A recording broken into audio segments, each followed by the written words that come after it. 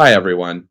Thank you very much for being here. My name is Peter Newman, and today I'm going to share with you some of the core concepts, values, and ruminations of who I am as it pertains to my experiences in the industry of education. So sit back, relax, and get your listening vibes on, as this is what I believe. Throughout my years as a purveyor of education, a question I have and continue to ask myself on a recurring basis, expressly brought to the forefront of self analysis throughout this course and program, is who am I as an educator in terms of self defined labels? First and foremost, I believe myself to be a broker of knowledge, peddling intellectual wares for those ready to purchase with the currency of scholarly pursuit, designing a foundational cornerstone of knowledge transfer as an architect of learning, catalyzing student education via carefully considered, constructed, and guided instructional facilitation. These definitions I put upon myself with judicious care in how I manifest them in the reality of my educational environment. Their meaning continues to evolve and develop as I challenge their relation to my experiences.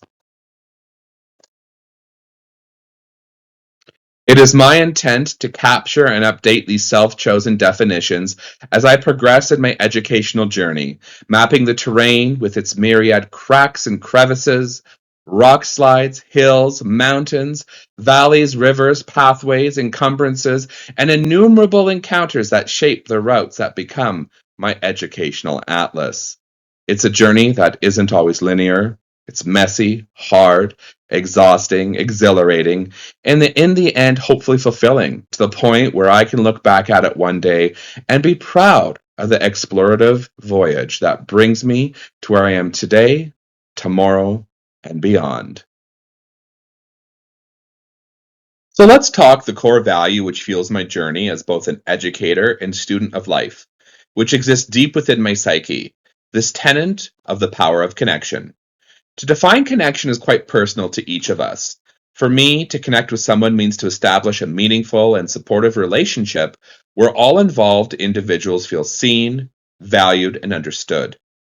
It incorporates a sense of closeness and belonging, often characterized by shared experiences that contribute to the construction of an unshakable bedrock of open communication, trust, respect, and mutual empathy. With time and repeated positive experience, connection often evolves to feeling comfortable and empowered in sharing vulnerabilities, offering support, and experiencing a sense of harmony and resonance with those we engage. Therefore, it is critical to me to connect with my students, colleagues, and peers, and educational subjects, aka our customers. Above all, I believe it is vital to connect with others in a manner that reflects authenticity of self. And to achieve this requires a set of behaviors that exists within each of us, albeit to varying degrees of competent and demonstrative capacity. For the intent of purpose of this talk, let's consider a behavior the way in which we conduct ourselves, the guiding driver of how we act, both with self and others. The first behavior I want to touch upon is that of caring. To care is a multifaceted concept. Caring encompasses a range of feelings, actions, and responsibilities. At its core, it signifies a genuine concern for the well being of someone or something. This concern is not merely a fleeting thought, but often translates into tangible actions aimed at nurturing, protecting, supporting, and connecting. The term sharing is caring has been repeated to the point of glib ad nauseum, but it persists due to its truth.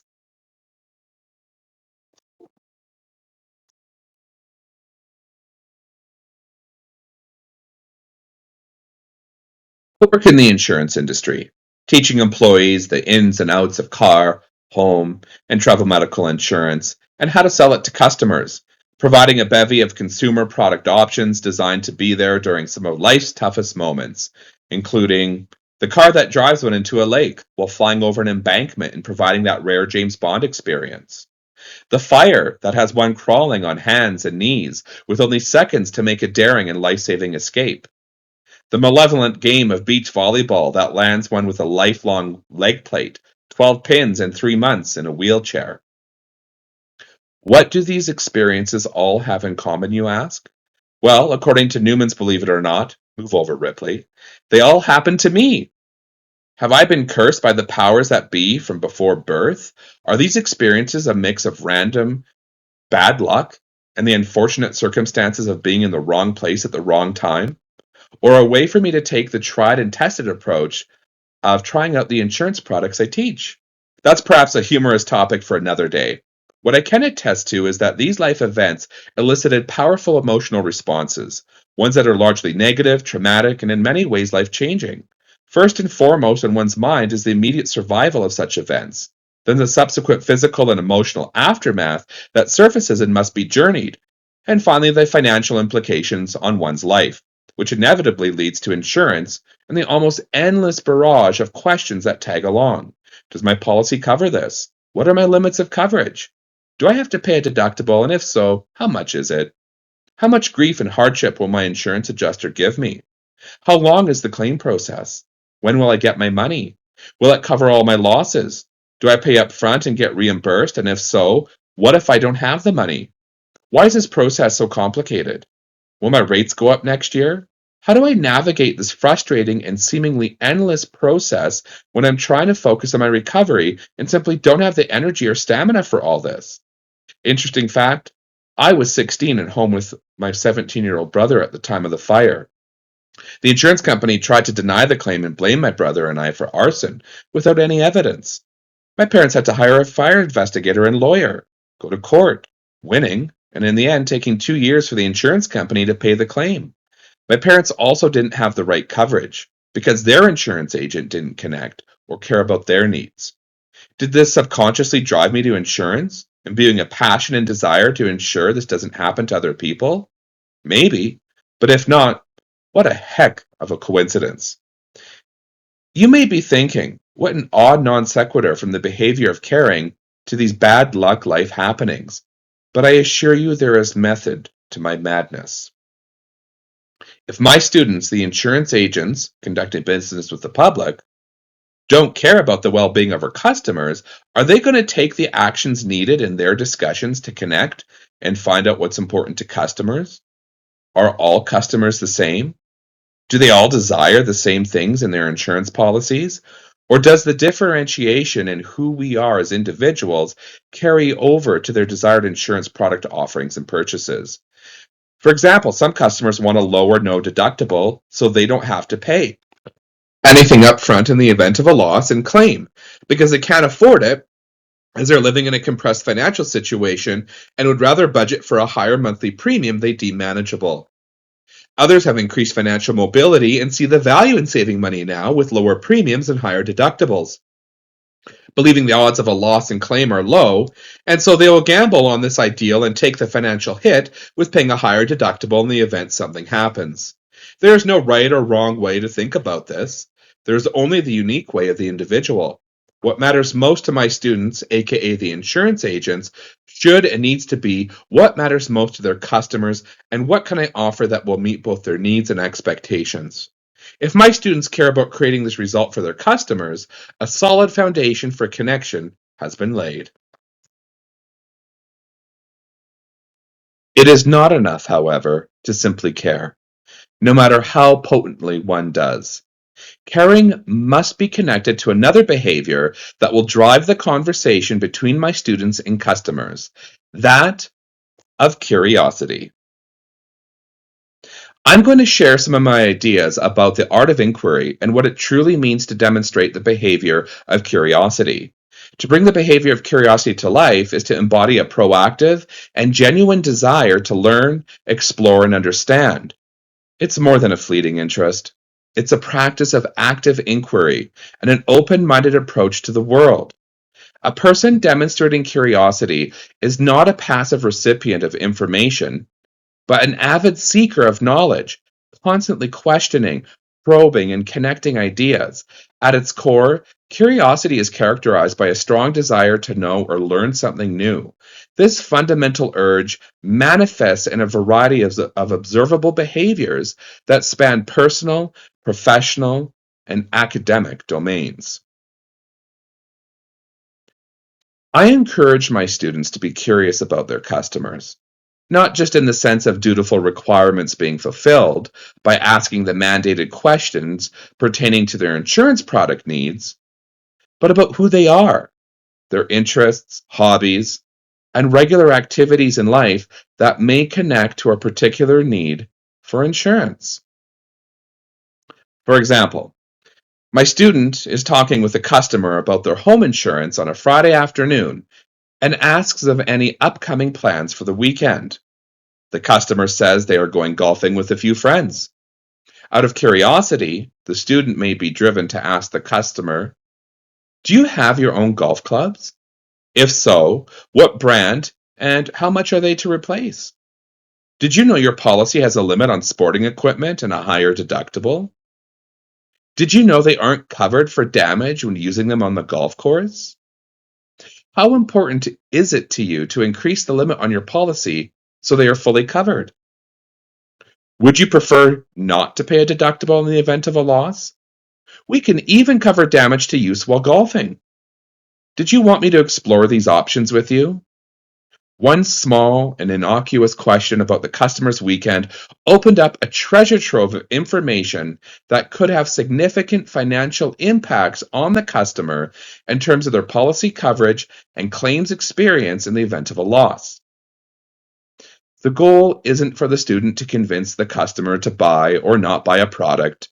It's about enabling the customer to make an educated decision that they feel is best for them in that specific circumstance. Without these types of questions, though, how is a student to fully understand and assess the needs of the customer and make recommendations for what is best for their unique needs? If the student doesn't care about achieving this result, they won't be inclined or motivated to curiously ask these questions in the first place, leaving potential needs of the customer unidentified and unmet. The customer will have no idea this is happening until they experience a loss and try to make a claim.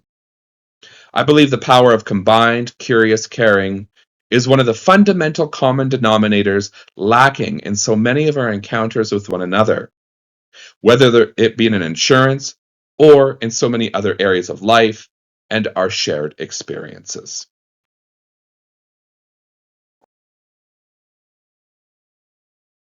There is another behavior that, when attached to the behaviors of caring and curiosity, form a triumvirate which manifests with influential connection, and it is that of empathy. Demonstrating the behavior of empathy means showing that you understand and share the feelings of another person. It involves more than just acknowledging someone's emotions, it's about actively showing your understanding and care. Here are some ways I encourage students to demonstrate empathy with customers: active listening, paying close attention to what the other person is saying, both verbally and non-verbally. This includes making eye contact, nodding, and using verbal cues like "uh-huh" or "I see."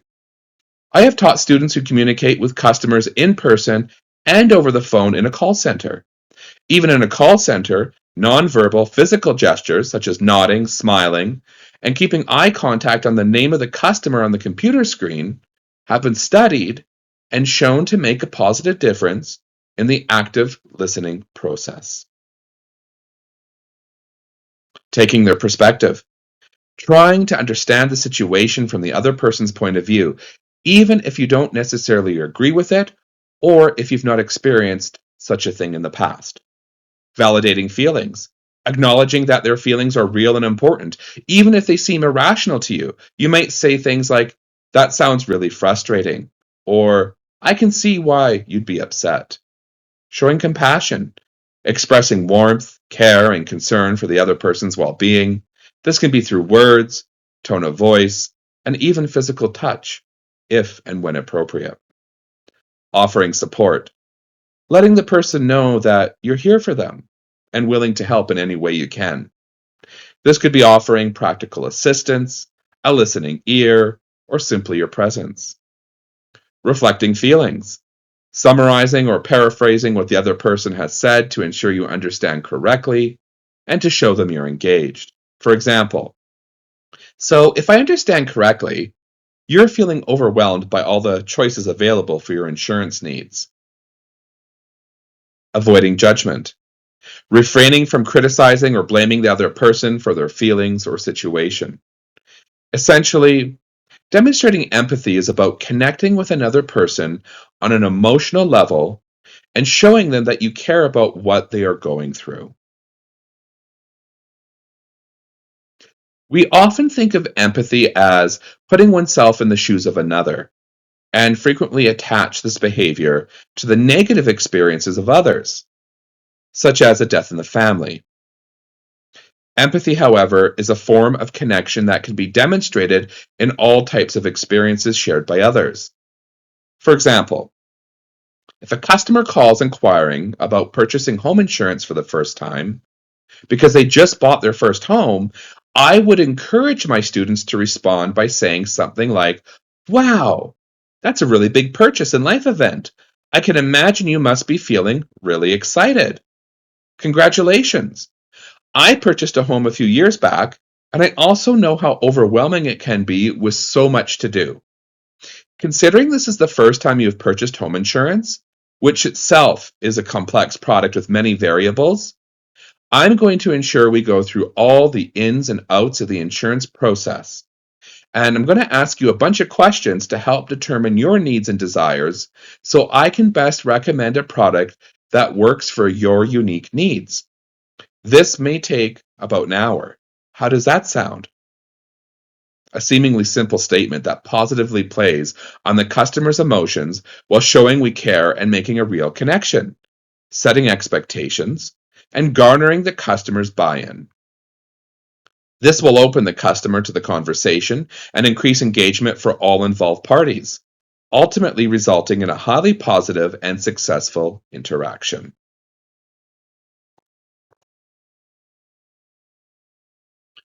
I would like to end today's talk with a real life story that occurred in one of my home insurance classes, a call that emphatically changed my life to this very day. To set the stage as an educator, I believe in order to most successfully teach my students how to sell insurance that I must proverbially walk the talk. In this case, quite literally, by taking live calls from customers in class and talking to them. No hypotheticals, no prepared script, no idea what the situation will be or who is on the other end of the phone. This enables the students to see how I demonstrate bringing the various points of connection, caring, curiosity, and empathy together into a cohesive reality that they can work towards producing in their own unique way. Here's the situation. Customer, a wife and husband to be exact, called to make a complaint about their home policy. They had called earlier that day to renew their home policy, and the insurance agent didn't know what they were talking about and ended up leaving them very confused. Before I get into the meat and potatoes of the inquiry, I assure them I will do my best to identify and resolve the reason for their call. As part of the validation process, I ask them to verify both their mailing address and the address of the location we are insuring. They advised there are two addresses they are insuring. I quickly discovered there was only one address insured on their policy. They stated there should be one tenant or renter's policy for a place they were living at and renting, and another at an address we insured where they experienced a total loss house fire, and we were rebuilding it as part of their claims process. It turns out we were not insuring the new place being built as part of our course of construction coverage they needed.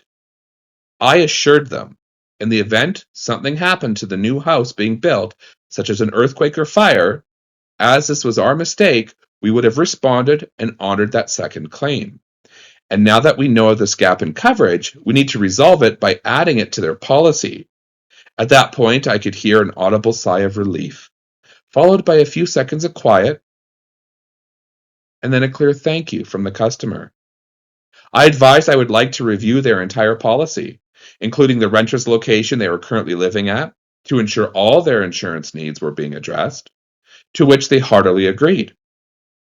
I continued by asking if they had any other plans for the afternoon, as this would take a considerable amount of time to address.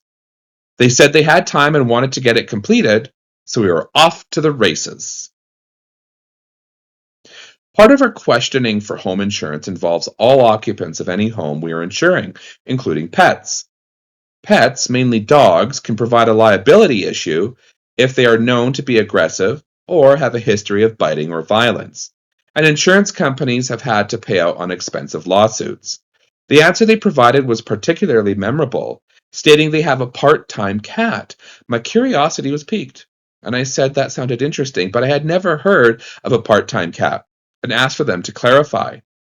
They said their mom had been living with them, but recently moved to her own home. And during their time together, they had adopted a cat. Now they shared 50-50 custody of the cat. This is a female cat, and she had yet to be fixed. They advised their mom was irresponsible and let the cat outside, and it came back pregnant. I commented that I grew up on a farm and we had many kittens over the years. And it could be an exciting time filled with lots of cute kitties. They agreed, but also said they didn't know what they would do with all the kittens and were already feeling overwhelmed from being in the middle of their house being constructed and having a 6-month baby. I offered to send them a contact from a friend of mine who helps with kitten fosters with a well-known organization, and asked if they were interested, which they were, so I gave them the contact info. I also mentioned I love cats, and they asked if I had any. I said I used to have two, but my oldest of 16 years, whom I had as a baby, recently passed due to old age and illness, leaving my 7-year-old lonely and without a friend, and I felt the same. At this point, the call had been over an hour. We had connected on other points, and they felt really glad to have spoken with me and have all their insurance needs addressed and the mistake fixed. So they said, well, if you are half the cat dad you are an insurance expert, we have an offer. When the kittens are born in a couple months, we would like to give you first choice of kitten from the litter. I almost couldn't believe it, but I gladly accepted. I gave them my personal cell and never knew if I would actually hear back from them, but I did. And they said, while we promised first pick of the litter, there's only one kitten, but she is yours. So on December 14th, 2021, I met them at their newly constructed home, had a lovely chat, and brought home my beautiful girl, whom you see, and named her Flora, for the Greek goddess of flowers. Now, the class couldn't believe how personal our call became, and I emphasized it's all because I cared. Cared to be curious, cared to empathize, and cared they had the right product to meet their unique needs. I finished by saying, if you take the time to get to know your customers, they just may change your life too. This is the power of connection. And above all, as an educator, this is what I believe.